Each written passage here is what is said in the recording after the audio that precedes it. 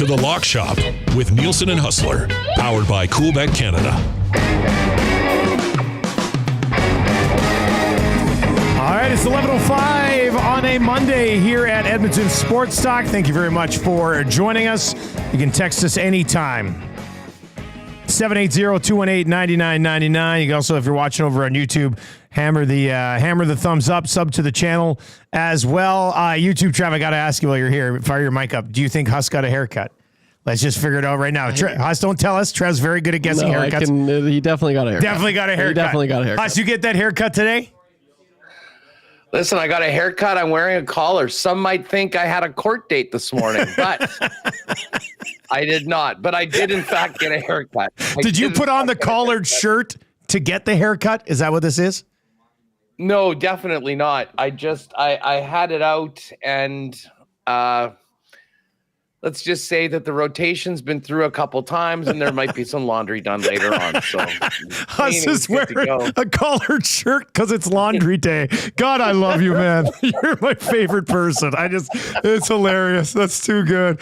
Oh, man. It's Nielson and Huss with you here on The Lock Shop. I think Patty's joining us. Today's a Monday. We got a lot to recap in week 2 in the National Football League. We can hit a little CFL too before Patty comes in. Sunday nighter. We'll preview the Monday nighter. Lots to get to, Huss. Great football weekend, man. Listen, there was so much. And we will get into, and listen, once we dive into the NFL, we're probably not getting off. We're not coming back. So right off the top, I have to ask you about the games that you called this weekend, because I was at the ballpark for one of them. I was away. I was kind of following the games. The Friday night game was wild. I mean, Toronto looked great, and then we saw Nathan Rourke on the bench in the second half. I did not expect to see that happen. And then you'll have to fill me in on how that game ended in a tie, because I had to go out. I waited till the last minute I could stay, which was about a minute left. Calgary had like 10 chances to win that game. They couldn't do it. And then I checked later on, and it finishes a 19-all tie. But first of all, BC, Toronto. What a huge result for the Bombers and Elks. Oh, huge, because, Toronto did what I thought they would do, put up 30 points. But BC just didn't have a sniff offensively. And when they played earlier in the season, week 1, same type of script in the fact that the Argos defensive line destroyed the BC Lions in that week 1 game. And they did it again this last time. But they have 7 sacks. Hawley had 3. Robbie Smith had a couple. Rourke couldn't really get anything going. But I also think Rick Campbell probably panicked, knowing the 2 quarterback situation that he's kind of juggling, and was like, well, this is a chance to give it to VA. Because the last time we saw Nathan Rourke in this football game, he was running in a touchdown on their only touchdown drive that they had. So, yes, might have struggled in the first half, ended it from the offensive perspective on a high note. Now, they gave the ball back to the Argos with like 70 seconds left, and they drove the field and scored anyway, which was the biggest stretch of the football game. But Rourke got pulled after leading a touchdown drive, which I know it was halftime, and you want to use that window, but I would have thought in the situation, you would have gone, okay, that drive, get him going. Let's roll it out there in the second. Instead, they go to VA, who looked like a guy who hadn't played in 4 or 5 weeks, and they just never had a sniff. I mean, Toronto was by far the better team in that football game, man. And say what you will about Chad Kelly kind of being a mess. Not kind of. He is a mess. Made some really good plays in that football game for Toronto. They're just such a better team with him at quarterback. So, we'll listen, he needs to be the best version of himself on and off the field to maintain his employment as a quarterback in the Canadian Football League. And the bottom line was he'd come back and they hadn't been winning. So to get that win, huge for Toronto. And listen, the Ticats did themselves a huge favor by getting that win against the Ottawa Red Blacks on Saturday. But they do play head-to-head next week, and a win by Toronto will, for all intents and purposes, bury the Hamilton Tiger Cats next week. But Montreal-Calgary was just nuts. I mean, Calgary probably should have won that game by 14. And they kept giving the ball back. They kept on getting penalties, moving them out of field goal range. And then when they finally have the field goal, because they can't get a first down and just run out the clock, Paredes misses the 52-yarder, and he's about as money as they come. And then Montreal comes back. What happened in the overtime? How did it end at a tie? Because that's what I didn't see. They exchanged 4 field goals. That was it. That's all we got in overtime. There was one deep shot to the end zone by Cody Fajardo, and he was delayed on it. He had Rambo. Like, Rambo was in behind the defense. Cody didn't see him right away. By the time he threw it, DeMario Houston had time to get back and make a play on it, but that was really the only threat to score at all in either of the overtimes. So they ended up settling for the 2 field goals on both sides, and we had a tie. I was just like, what is this? What is this weird thing that's happening right now? We're having a tie. I even said very at the end of the broadcast as I signed off, I was like, God, I didn't like it either. Like, it's just, nobody wants a tie. You don't want a tie. It's, but yeah, we said it. It was probably in the second quarter. It was the first time we were in commercial break. I looked at Suits. I said, Calgary's just letting these guys hang around. Like, they've had chances to put them away and put them away and put them away, and they couldn't. A couple of things happened in that game that, even though it's been a bad season for the Calgary Stampeders, there's 2 things that team can usually rely on. Tommy Stevens in short yardage situations, and Paredes to be absolute money. He had only missed 1 field goal the entire season coming in, and he misses 2 in this game. Doinks one off the left upright, then pushes one wide right. And it's just, I mean, like I said, like, not much has gone right for the Stampeders this year. Those 2 things are almost always certain. And they let that go as well in this game. So it was doink, like, you don't even get the single. You don't even get the rouge. And it's a 3-point game. I mean, it all happens. Calgary's 4-8-1. Edmonton is 5-8. Saskatchewan is 5-7-1. So all of those teams are separated by 1 game. And then BC, on account of that loss, moves back to 7-7. And the Bombers, with the tiebreaker over every team, with the exception of Edmonton, they haven't played Edmonton yet. That'll happen this week. Got a real gift. I think that if the Bombers win 4 of their last 5, they will win the West. Yep. That's basically 4 or 5 would do it. Looks like right now. Yeah, for sure. They got a real tough test coming up this weekend. We don't have the lines yet, but it's Hamilton-Toronto on Friday. Oh, we got a Friday doubleheader, actually. Early game, Hamilton-Toronto. Late game, Saskatchewan-Calgary. Saturday is Montreal-Ottawa. And then Saturday night, the main event of this weekend in the Canadian Football League is the Winnipeg Blue Bombers taking on the Edmonton Elks. Man, I got 2 great games this week, man. I think that stamps. I'm doing both the games. So I'm in Calgary Friday, and then busting back here because the game on Saturday is a 5:00-er, and they're both huge games. Like, they're just huge games. I cannot wait for these 2 football games. But this might be my favorite week of the season, depending on how these 2 games go, because I'm expecting them both to be outstanding football games.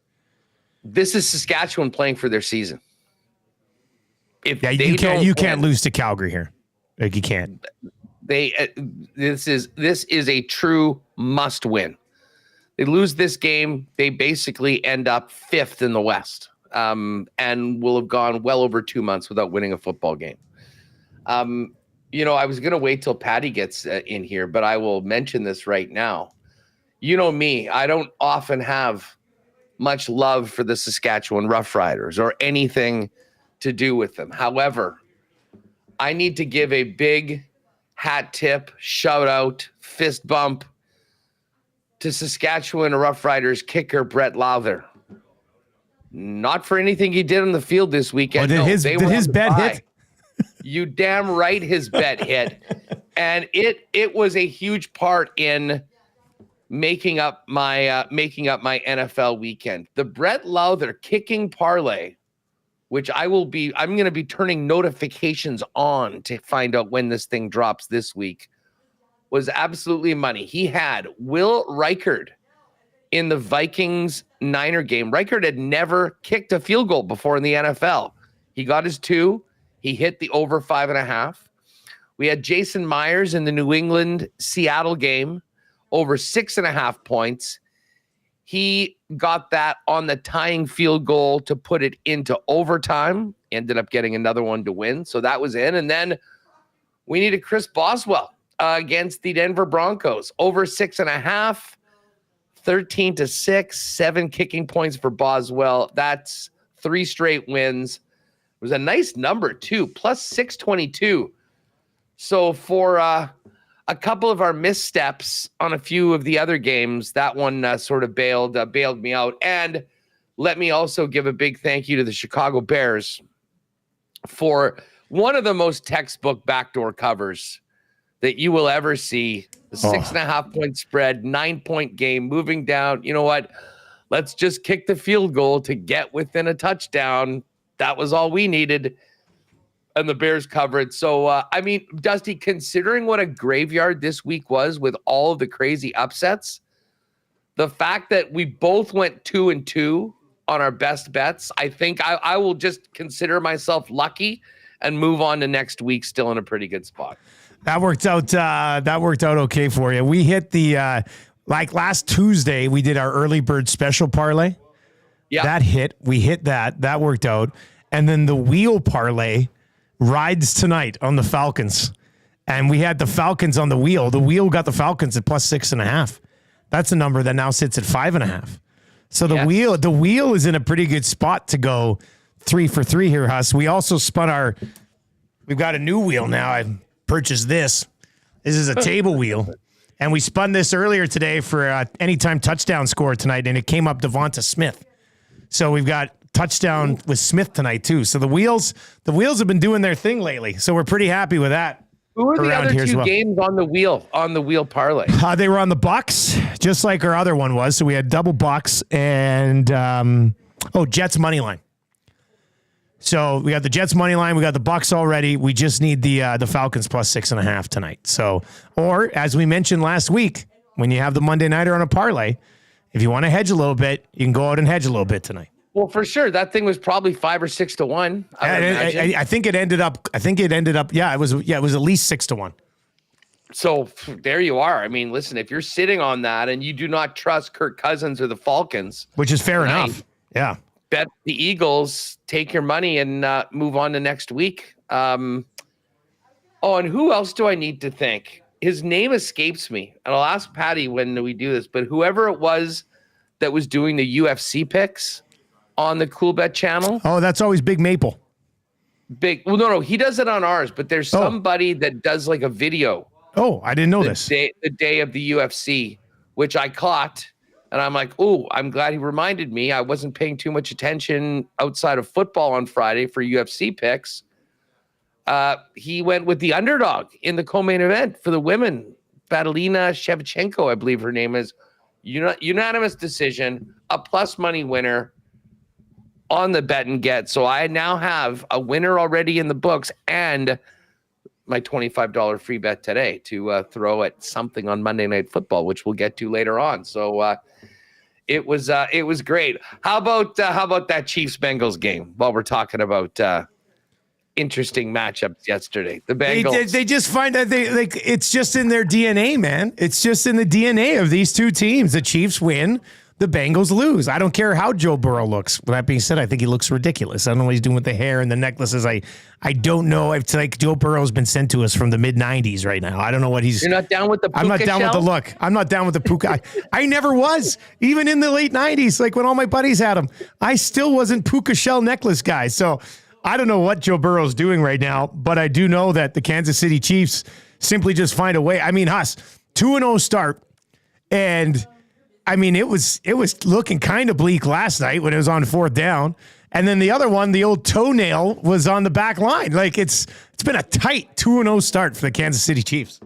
Well, absolutely. And you know what? On the other side, it's been a tight 0-2 start for both the Bengals and the Ravens. Yes.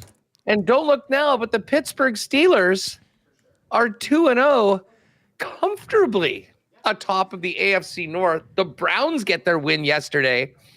And this division is completely flipped upside down to what people expected early on. Now, listen, there is tons of football left to be played. However, since the NFL went to the 17-game season, I heard this on Simmons this morning, of the 21 teams that have started 0-2, only 3 of them have made the playoffs. So when we look at the standings right now in the NFL, yes, let's do it. This is, we go into week 3 in like major desperation mode for the Ravens, the Bengals, the entire AFC South, with the exception of the Texans, and we'll get to some of those performances in a minute. The Broncos, although the Broncos waved the white flag, like they didn't even go for the onside kick yesterday, down by 7 with 2 minutes left. It made absolutely no sense. The Giants, the Panthers, the Rams, and of course the Falcons, if they do lose tonight. So, and I think if I'm not mistaken, the Ravens play, I think the Cowboys. No, they're scheduled. Their next 3 games. I have it right here. They get the Cowboys in Dallas, who will be looking to get back in the win column. Then they're home against the Bills, and then they're at the Bengals. Oh, yeah. And what's Cincinnati's next 3 games? All right, let me bring this up for you. Cincinnati's next 3 games are as follows: Commanders, Panthers, Ravens. And then after that, they get the Giants and Browns. So they should be 2-2 against that Ravens game. Is the Ravens game in Cincy or Baltimore? It's in Cincy. It's in Cincy. October 6th. Wow, the Ravens. Yeah. I mean, dude, I don't know if you caught the end of that game, but like I'm sitting there with the Ravens minus 8.5, expecting that they're going to blow out the Raiders. And they got it up to 10 points in the second half, and then the Raiders scored. They got another touchdown, so it was 10 points again. And I'm like, okay, this one's over. Thank you very much. And then all of a sudden, Raiders kick a field goal. Raiders get the ball back and tie the game up, and it's a touchdown. We're like, what the heck's going on? Baltimore very quickly and meekly goes out, gets the ball back to Gardner Minshew, and he just drives them down the football field. They score, and that's it. We're like, wait a second. Not only did I lose the cover, which at the start was sort of what my angst was, but then to see the Raiders win that game was shocking. Now, listen, I still don't expect big things from the Raiders, but that when we talk about the division that the Ravens are in, their schedule coming up, that is just one of those unfathomable, inexcusable losses that could be a real turning point in their season, albeit only 2 weeks in. Raiders did a good job stopping the run in that game too. Like Derrick Henry, I think he got 84 by the end, but they just kept giving it to him. And I'll give Max Crosby absolute beast in that game. Huss, what about the other side of this thing? Here are the teams that are 2-0. Are all of these teams for real? Which ones are you still like, I don't know if they're a playoff team just yet? Bills, Steelers, Texans, Chargers have only allowed 13 points in their 2 games. The Chiefs, obviously, at 2-0. Eagles, 1-0. We'll see what happens tonight. What do you call them? Sammy Darts? Darts. Vikings, 2-0. Saints and Bucks are both 2-0. And the Seahawks are 2-0. Is there a pretender among the group?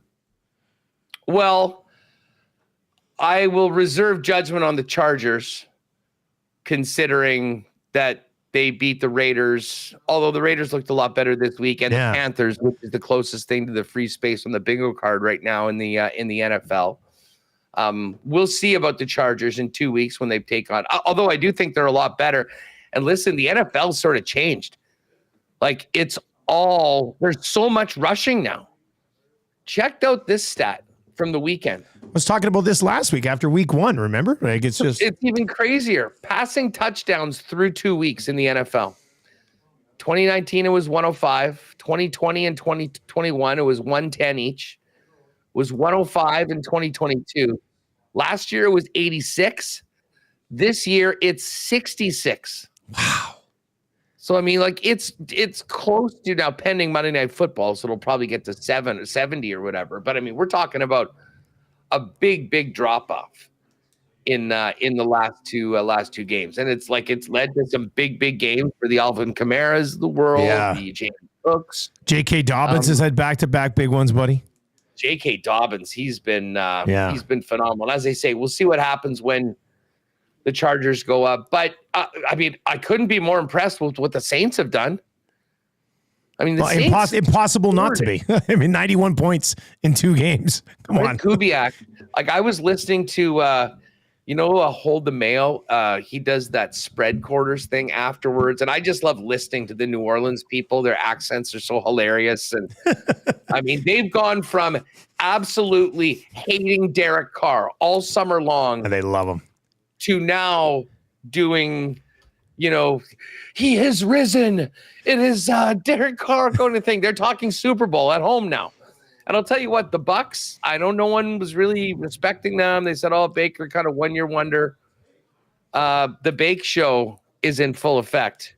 And I see a certain guy in the green room that we should let's bring Pat Gregoire in here, all fired up about that as well, coming in. Patrick, how was your weekend? Weekend was great. There's nothing better than when your team wins on Thursday night and you can just have just cruise. Entire Sunday just focused on your fantasy team, focused on your bets. It was great. It was awesome. And it was pure carnage, pure chaos Sunday. I'll be honest. I didn't get to watch as much as I would like. I was getting prepared for the NLL draft last night. Saw you working that. Yeah. So, but while I was still prepping my notes, getting everything ready, we still had the stream, different streams up. We had the games up. So we definitely kept our eyes close to that one. But I mean, the Bucs, man, it's very early and the Saints look like a world beater too.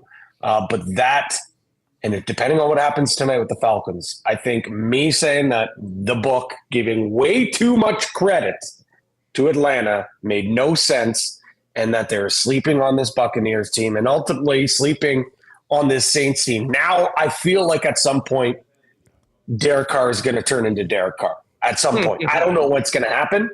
Maybe it's next week against the Eagles. Maybe it's not. Maybe we don't see it and he's fixed things.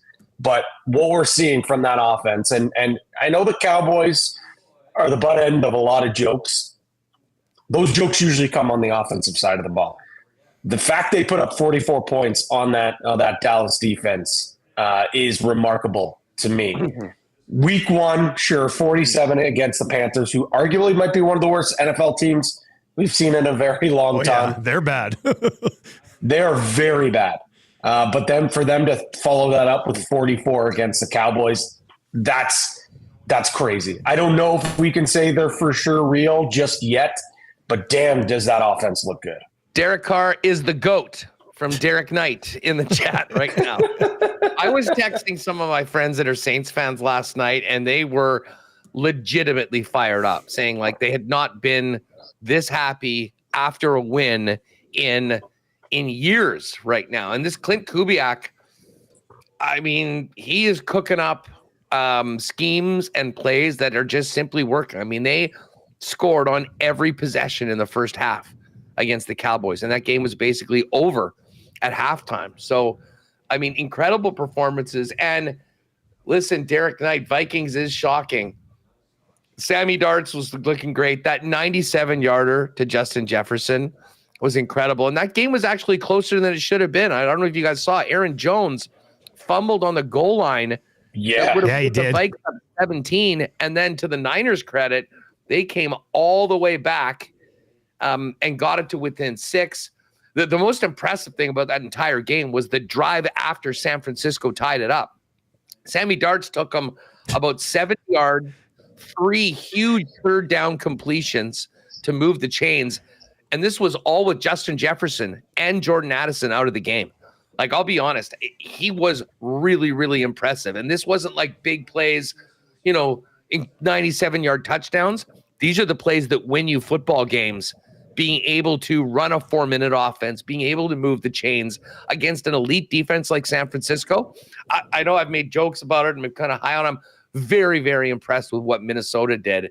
And for them to get to 2-0, to do it against a Niner team that is, certainly I think we can all agree one of the best in the NFC. I mean, a heck of a start for Minnesota. And then, I mean, Dan Campbell, you mentioned that Tampa game. Dan Campbell basically owned that loss himself with Yeah, he did. Yeah. Decisions. By the way, how about the Stones on that guy? Fake punt from their own 15 in the first half. And it worked, but still, my God. That's Madden right there, guys. That doesn't even It's work crazy. in Madden that often. Yeah.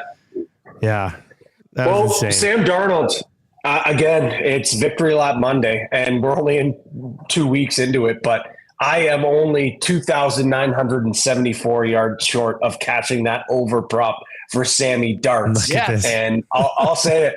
I like the way he's been playing. I like the way he's been slinging it. Sure, it helps that he's got Justin Jefferson on his side, but that's why I made the bet. That's why I thought the number was way too low.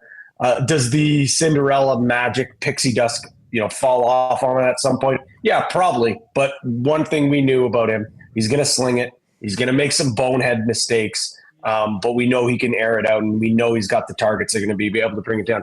You guys talk about the epidemic going on right now in the NFL with whether it's bad quarterback play or just teams relying on the run. Do you guys know who is currently tied in second for most passing yards in the NFL? Minshew? Carr?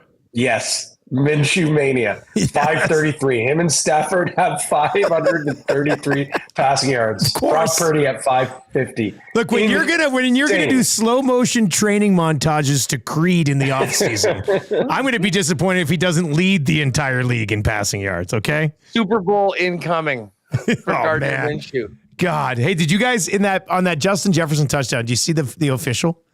You see how fast that referee ran? Some of the best reffing I've ever seen in my life. Unbelievable. Whoever broke that down, I would have missed that. And then I must have watched that 3 or 4 times.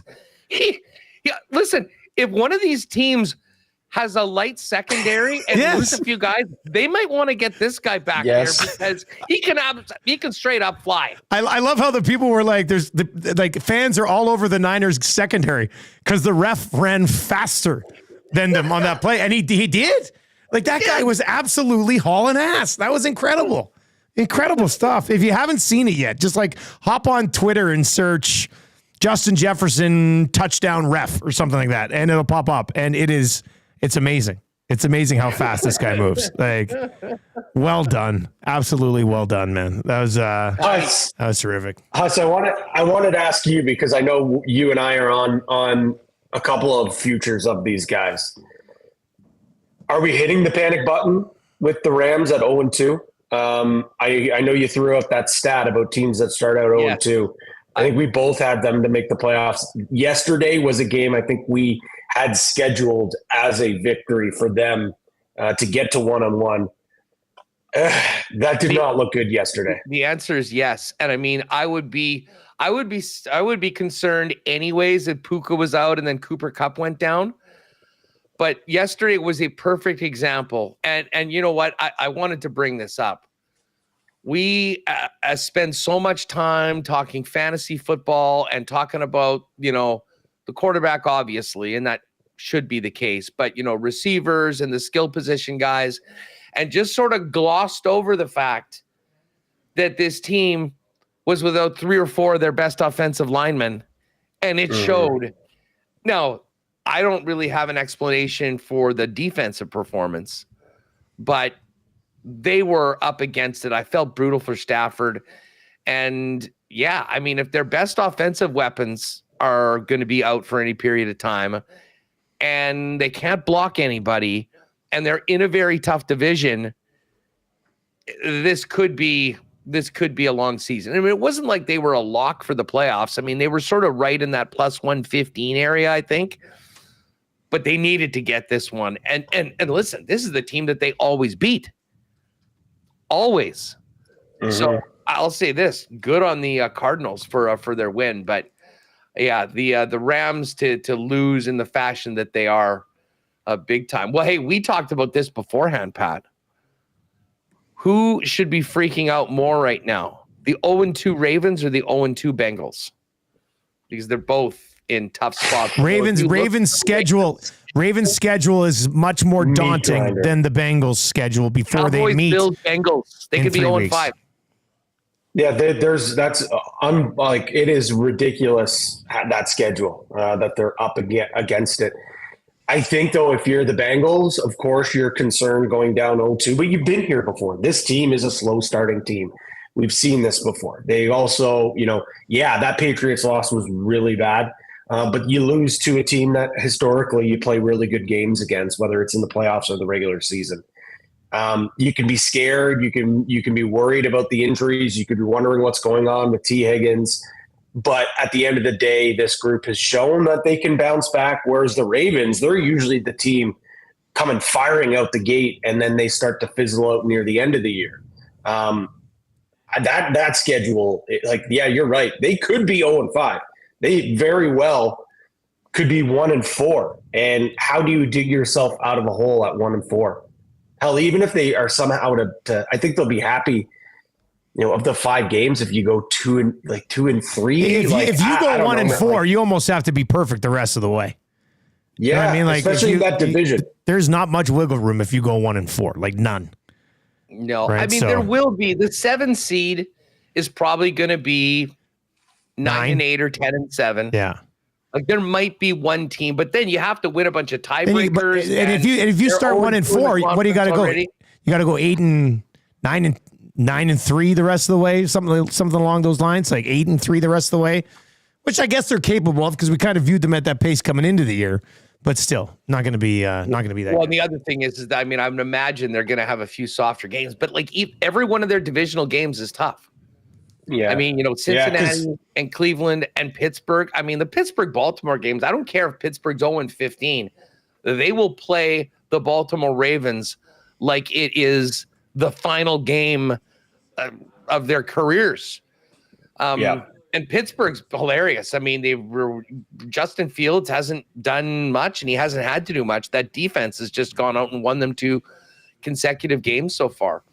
So there's a lot. Patty, I don't know if you caught this coming in, but I did mention, while I don't have a lot of love for anything to do with the Saskatchewan Roughriders, they were on the bye, and shout out to Brett Lowther, who came in. I think the kicking parlay was my favorite thing of the week. And the fact that it was kind of put out over the 2 games was really fun to be able to follow. We need this to be a weekly thing. Either that or we each pick a kicker to go over his number, and a partner kicking a parlay. All I know is that the 4 field goals cashed in the first period last night, or the first half last night, and the one time it didn't all year was the game on Thursday, of which I had the heebie-jeebies about and did not bet it, thinking it wasn't going to come through. So we're actually now 5-0. We've even picked the spot that it wasn't going to happen. Yep, exactly. It's it was a bye week for Brett Lowther, but it's no days off when it comes to his kicking props. He did have it the week before, I think, a cash there. So I'm pretty sure Jake might be able to correct me. I think it's 2-0, and it is going to be a weekly occurring bet. The guy knows, the special teams world is very small. They know, they go to a lot of the same camps, the same, a lot of guys have played with each other at some point, or they have buddies that know each other when it comes to punting, kicking. These guys know each other. And so he knows kicking better than anyone would know kicking. So I'm going to be auto betting that, no doubt in my mind. We'll make sure he gets those in. And I'm down to do a kicking parlay as well. You twist my arm. I could do that as well.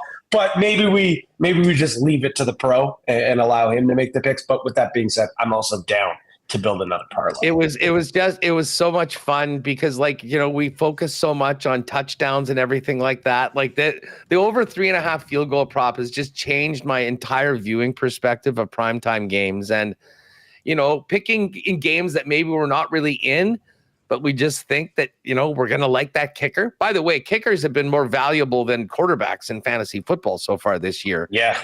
For the most part, it's been nuts. But anyway, shout out to Brett for that one. He came through big time. What do you guys think about this game tonight? This was the Dogs weekend. Like Dusty, I was just looking at your picks. I was 2-2, right? Yeah. And both of your picks were on favorites that covered. And I think there was only like maybe 4 favorites, maybe 5 that covered the entire weekend. So those were excellent picks. Shout out to the Jets for getting that win. Oh, and by the way, just speaking of that Jets Titans game, did you see Brian Callahan on the sidelines after Will Levis threw that pick? One of the great gifts already of the season. They just come close up and he's like, "What the are you doing?" I mean, he's made an incredibly boneheaded play back-to-back weeks. It's a great way to get out. Oh, and by the way, I have to own one other thing, kind of adjacent to the Titans, saying that there was 0 chance that the Packers could win with Malik Willis. I'm not really backing off of that because I'm not sure he threw more than 1 pass over 5 or 6 yards. Yeah, he only threw 14 the entire game. Jacobs had 32 carries. Yeah. Like, that's such a bad loss for the Colts, for Jake and the guy singing the song, because they went in to Green Bay against a team that really could only run the football, and they just simply ran all over them, and the offense did absolutely nothing. So very bad loss for the Colts, but that entire division seems to stink with the exception of the Texans, who are still definitely a contending club. You know what, Huss? Like, I had the same feeling, but then, like, as I had more time to digest it, like, I just feel like this Packers franchise has, they've sold their soul, or they've done something that doesn't matter who puts on that jersey. If that green and gold is on their body and they're playing center, like, I am positive that we could put you in a jersey and play quarterback and be good enough to get the job done. For whatever reason, this franchise, like, look at Matt Flynn. Remember that year he came in and it was very serviceable, gets a contract somewhere else, and we never hear of the guy ever again. The jersey is magic. The jersey is voodoo. And Malik Willis, again, it's almost like, I don't know if the team plays harder or if the coaching staff schemes harder, knowing like, okay, we don't have as good of a quarterback. Let's just build the perfect game plan. And how long can that actually go on throughout the season? Hopefully long enough until, Love does come back. But I just then you look at other franchises, like if Caleb Williams gets drafted somewhere else, he's probably a stud. He goes to the Bears, and I know it's only 2 weeks, but good Lord, he looks awful, right? There's just some franchise. He's getting sacked every play. Yeah, I mean, it's also not his fault. Yeah, I mean, but that being said, he made a couple of throws that weren't great throws either, but he was under a ton of pressure. We had Mike Tenier on this morning. He goes, something that kid needs to learn is to pick up the blitz is coming his way and get them protected properly too, right? So, I mean, it's a bad combination to start the year. We'll just say that. Where are we at for the Monday Nighter, gentlemen? I'm Patty, why don't we start with you? Are you coming in feeling that are you still fading the Falcons, shall we say? Or do you think that primetime Kirk is going to look different in black than he did in purple? I don't know, Huss. Like, these are 2 teams actually that I've come in this season fading. Like, I think the Eagles are a much better team than the Falcons, but I also don't think they're the team that a lot of people are, thinking that they are. I did think that they were going to take a step back here. With that being said, though, just Kirk Cousins looked so immobile last week. I just don't see how they're to go into Philadelphia and win here. With that being said, I'm just so biased on both sides because I just don't really have a lot of faith in either of these teams.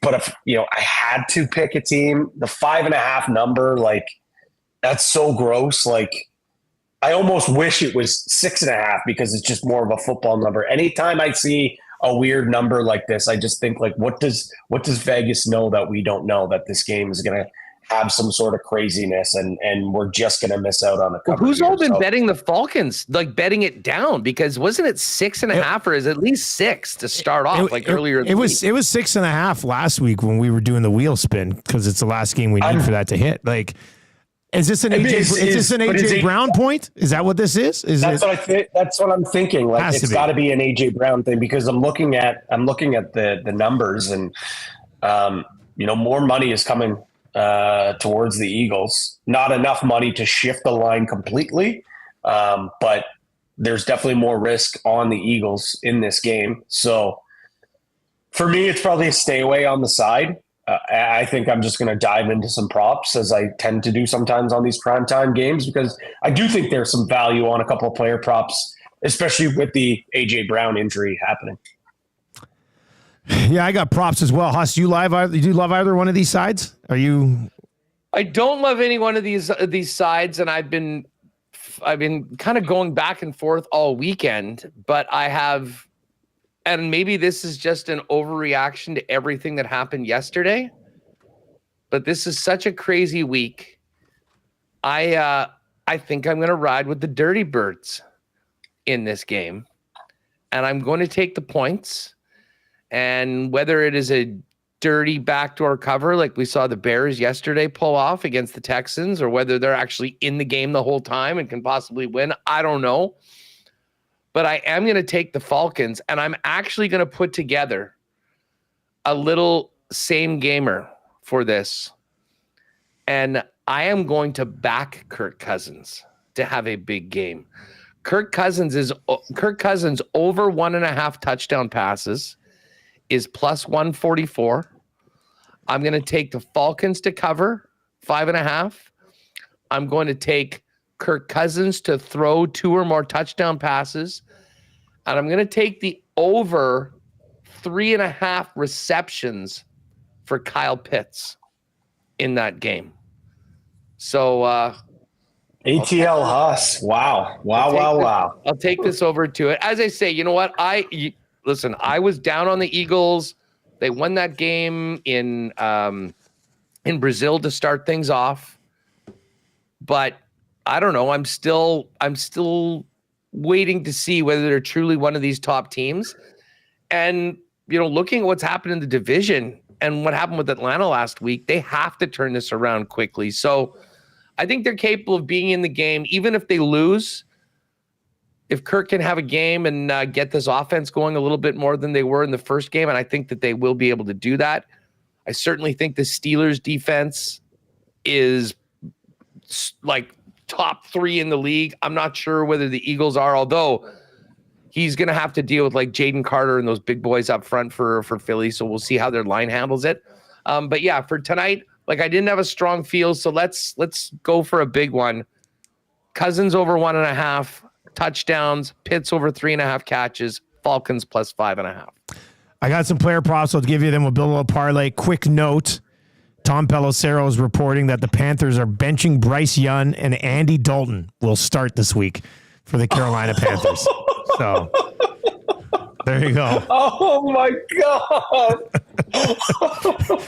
There's also a picture that Pelissero put out with the tweet of like Andy Dalton. Andy Dalton looks like a lumberjack from like a long time ago compared to Bryce Young because Bryce Young's so small. Like you got to see the picture. It's hilarious. So I saw it in a retweet from somebody else I follow for fantasy that just says Deontay Johnson is so back. So it's just like, oh my God. Anyway, the Panthers at 0-2 are going to Andy Dalton to save the season.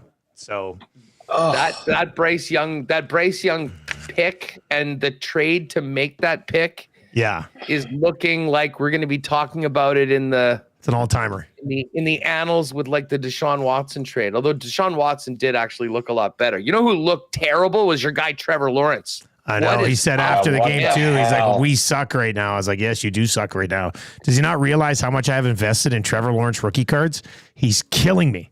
He's killing me right now. It's frustrating. Here before we get into that, I think if I'm Trevor Lawrence, I come in. I don't know if it's too early yet to do this, but if they lose again or if he doesn't look good, he's got to cut his hair. Whoa. Got to come in, new hair. Whoa. I think haircut change. I think haircut could change. It worked for Vlad. It worked for Vladdy. It did work for Vladdy. Right. It worked great for Vladdy. You come in, short hair. Trevor Lawrence, now he's all business. He's grown up. He's mature. Damn. I'm just saying, maybe think about getting a haircut. And I can't believe we're there already. I can't believe we're there already. Mind you, I mean, if one organization is going to go to Andy Dalton, you might as well cut your hair if you're Trevor Lawrence. Yeah. Exactly. I just think the haircut might change the juju, might turn things around. They're on the road in Buffalo on Monday night. Yeah, this has to it'd be a nice spot to get a win. Nice spot to get a win. The hair match. If they lose, he got it. He shows up to practice on Tuesday with the Joe Burrow. I will say the Jags do play really well against Buffalo historically. Just throwing that out. So there's that out there. As someone who there is out there. But okay, let's go to some of my props that I like quickly. Yeah, well, here's a couple of mine too. Kyle Pitts. I like Kyle Pitts, the over 3.5 that Huss already said that he's going to have in the same game. So if we want to parlay that, we could definitely do that. Okay. I do like Saquon over 76.5 rushing yards. He was 5th in yards after contact last week. Now he faces the Falcons team. Their defensive line is a little bit up there in age, and they allowed the Steelers to run for 147 in week 1. So I like that one as well. And then, I don't love the Falcons enough to get on them tonight, but I don't think they get embarrassed tonight. Bijan Robinson over 64.5 rush yards as well. Career high 90% of the snaps in week 1 for Bijan. So you can already tell that they're willing to use him a little bit more. So I like the Pitts over 3.5. I like both running backs over their rushing totals. I don't know if you got something on Smith at all with Brown out, but maybe we look at something there. Patty, who do you have? What do you got for props here? Well, I got the Barkley prop as well, so we're aligned there. I do have something with Brown out, but I actually go somewhere else. Jahan Dotson over 27.5 reception yards. Brown's out. Johnny Wilson's also questionable, so I think they're going to have to look to someone because I do think that there's some value on having some Smith props out there, but I think he's going to get all the attention here. I think space is going to open up for Dotson, and with 27.5 reception yards, like he can get that in 1 or 2 catches. So I like him there. Obviously the over 3.5 field goals, but I also like the Jalen Hurts interception plus 100. I like the Kirk Cousins interception as well, but it's, you don't get enough value there. Hurts threw 2 interceptions in week 1. He's got 17 picks in his last 18 regular seasons game. He also has 10 interceptions on Monday Night Football in 8 appearances. So primetime Jalen Hurts hasn't been too friendly for him. So we're getting plus money at a Jalen Hurts INT. I'm going to take that one. I'm probably going to parlay those together also for both quarterbacks to throw an interception. I like the Dotson one. Like those targets are going to have to go somewhere. I don't necessarily love them going to Dallas Goedert. So I do like the total on the Dots because I think 2.5 for his catches. And what do you have the yards at? 29.5? Is that what? 27. 27.5. I like that. I'd be okay throwing that into a parlay. House, do you want to throw Pitts in with the over 3.5 catches? Yeah. Let's do it. Pitts is good with me. And then we'd want to go, Patty, we're both on Barkley. So we could go, we could go Barkley over 76.5 yards rushing, Dotson over 27.5 receiving yards, and then Kyle Pitts over 3.5 catches. He had 3 catches last week. But Cousins didn't play great. They didn't throw the ball much. They're probably going to be trailing in this game. Should lead to a little bit more work through the air. So, I mean, I love the Pitts one. And it's wherever Kirk has been, he's loved his tight end. So I think this actually is a good thing for Pitts. So I think this is more than just a week 1 trend. Like I think that's his comfort blanket. You look throughout his history of the Vikings with the Commanders, he's always had a tight end that he kind of uses as that safety blanket. Maybe not a ton of yards, but in the red zone, the mid-range stuff, I think that works. So I'm in for that. Plus 235 anytime touchdown for Pitts if you want to go that way for tonight. What's the over 3.5 field goals tonight? What's that number? Are we still getting plus money on those? Plus 145. What a time to be alive. Insane. What a time to be alive. And I've got that. I know it's crazy. It's crazy. Especially with these two teams, like I think Elliott and Koo, great kickers. I know, really good kickers. So I got that in my parlay as well with a Kirk Cousins interception. And then I teased down Jalen Hurts rushing yards down to plus 25. That gets you to plus 415 That one's already up and in the Lock Shop tab of the exclusives. Of the exclusives, bunch of combo cards will be up as well. Huss, what's coming up on Winnipeg Sports Talk, buddy? Well, we're going to head up to Penticton right away. We got one of these Jets Oilers. Yeah, we're going to stream it here at noon, yeah. So we're Jamie Thomas is actually going to join us from Penticton and just kind of wrap the weekend, set it up. We'll follow that. Hammer's going to come on. We'll get the latest from the week in the Canadian Football League and a few of his thoughts. We'll roll through the NFL. Poor Connor, who works for us, he's a hardcore Niner fan. It's his birthday today. He went to the game yesterday, and I think he's been 5 times to Minnesota, and the Niners are 0-5. And I will say that was part of why I took the Vikings in the points yesterday in the best bets. Just knowing that for whatever reason, they somehow come up big. You got to let us know about that. Yes. That's a Rod Z trend right there, Huss. You let us down. Rod Z trend. Hey, the Vikings play them very well in Minnesota. They got it done yesterday. But yes, enjoy the game, folks. Let's go Kirk Cousins and the Falcons tonight. And it's already up. Or just sprinkling into the it's already. Look at Jake. Ours is already up. We just made it. How's that possible? No, the ride with Huss is already up. Oh, Ours the ride with Huss is up. Okay, I was like, what? We know we turned him around quickly. All right, that's going to do it for the Lock Shop today. Boys, enjoy the Monday Nighter. We'll definitely break it down tomorrow. We got the oil stream coming up here in less than 5 minutes, high noon on Edmonton Sports Talk, Winnipeg Sports Talk, starting right away over on Huss's channel as well. Enjoy the Monday Nighter, guys. Take it easy, go, fellas. Kicks, go. Go, Kicks, go. Go, Kicks, go. Coming up.